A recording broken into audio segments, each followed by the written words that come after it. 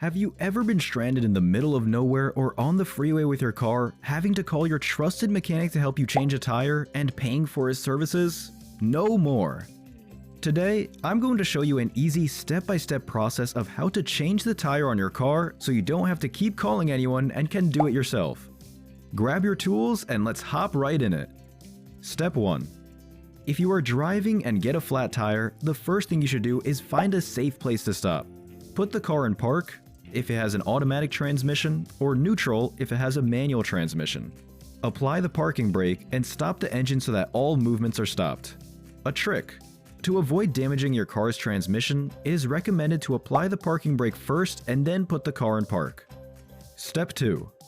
Open the trunk, take out the emergency triangles, and place them at a considerable distance from your car. This is so that other drivers can see them at a safe distance and know that you have stopped. Step 3. Identify the tire you want to change. Once this is done, remove the spare tire and tools from the trunk. Step 4. Loosen each lug nut. With the vehicle not yet on the hydraulic jack, start with the safety lug nut, if you have one. To loosen it, turn it counterclockwise with the cross or handle wrench, being careful not to remove it completely. Step 5. Place the hydraulic jack under the vehicle. Insert it into the slot so that it can be lifted.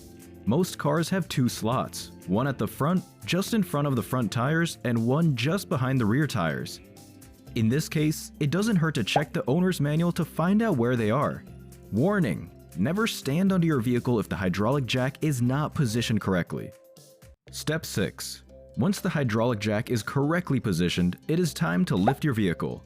By turning the crank of the hydraulic jack clockwise, lift your vehicle approximately 10 to 15 centimeters off the ground so that you can easily remove the tire to be replaced. Attention!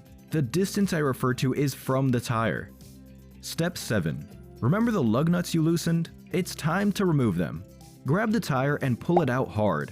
It usually comes off fairly easily, so if it puts up a fight, make sure you've loosened the lug nuts. Once you have the tire off, place it under your vehicle. This will prevent the car from falling off if the hydraulic jack fails. Be sure to store the lug nuts in a safe place. Step 8. It's time to replace the tire.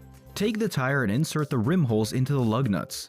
Make sure they fit perfectly, then place them in place and tighten them by hand. Step 9. Now carefully lower your car. To do this, take the crank of the hydraulic jack again and turn it counterclockwise to lower it a little at a time. When your car touches the ground, remove the jack and the tire you have replaced from under the car. Step 10.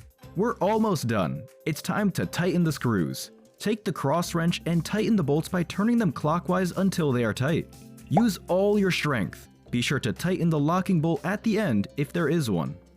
Step 11. Time to go. Put the tire you just changed and your tools in the trunk.